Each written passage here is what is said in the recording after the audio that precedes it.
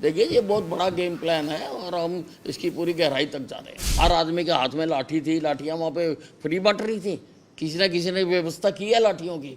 जो हमें जानकारियाँ मिल रही हैं, जैसे ये सारी प्री प्लान करके गोलियां चलाई गई, पहाड़ों पे चढ़ के गोलियां मारी गई और छतों पर पत्थर इकट्ठे किए गए, तो सारा हम एक एक की जानकारी ले रहे हैं। बुलडोज़र भी एक दवाई है, वो भी जहाँ ज़रूरी होगा हम चलाएंगे। मैंने सभी पत्रकार बंधुओं से भी प्रार्थना की है कि जो उस वक़्त कवरेज कर रहे थे कि उनके पास जो भी फीड हो वो हमारे अधिकारियों को दें। जो जांच हो रही है ये सारी बिल्कुल लग रहा है, ये जो सारी जांच हो रही है इस प्रकार से जिस जंग की प्लानिंग की गई, जिस प्रकार से मोर्चेबंदी की गई, जगह जगह पर मंदिर के ऊपर पहाड़ है, पहाड़ के ऊपर मोर्चे बनाए गए, एंट्री पॉइंट्स पर मोर्चे बनाए गए, ये बिना योजना के थोड़ा होता है, ये अकस्मात थोड़ा होता है।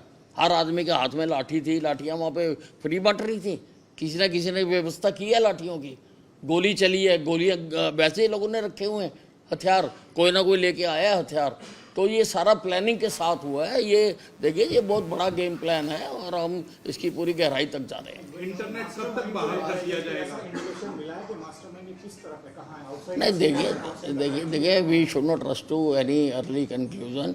सारी चीज़ें बात करेंगे और फिर करेंगे। मैं कभी बिना मतलब ऐसे कभी किसी पे वो नहीं करता। हमारी पुलिस इस सिद्धांत पर काम कर रही है कि एक भी निर्दोष को सज़ा ना मिले और एक भी दोषी छूटे ना, कोई भी हो जाए।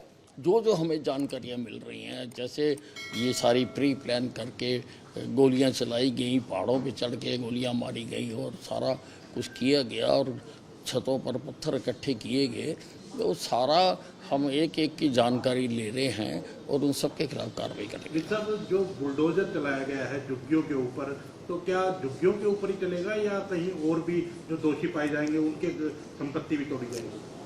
देखिए ऐसा है, इसमें हम पूरी कार्रवाई कर रहे हैं और जिसमें जैसे जिसके ऊपर केस बनता है उसको इलाज करेंगे और इलाज में बुलडोज़र भी एक दवाई है, वो भी जहाँ ज़रूरी होगा हम चलाएंगे। अच्छा, हमला जो है प्री प्लान था, तो मास्टरमाइंड का पता चला क्या अभी तक? नहीं देखिए अब जैसे चीज़ें सामने आ रही हैं, लोग बता रहे हैं, लोगों के बयान हो रहे हैं और सारी जो सीसीटीवी फुटेज है वो खंगाली जा रही है।